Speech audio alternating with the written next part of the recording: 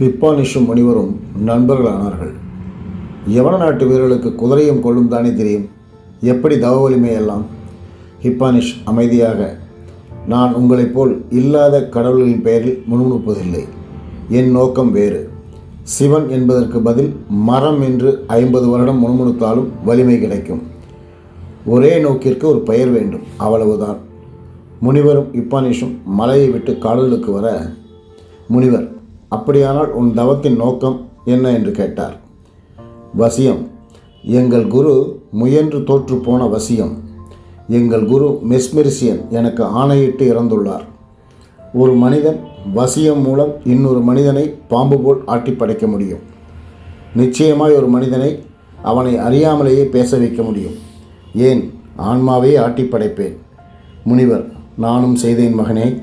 இன்று வரை மன்னனை புதைத்தார்களா என்றே தெரியவில்லை மகனே என்று தன் கதையை முழுவதுமாக சொன்னார் முனிவர். ஹிப்பானிஸ் ஆர்வமாய் கேட்டு, என்னில் பாதி அளவில் நீயும் வசியத்தை தொட்டு கெடுத்து கொண்டாய். வா, இருவரும் சேர்ந்து பூமிக்கு வசியம் என்ற ஒன்று மனிதனால் இயலும் என்று காட்டுவோம்.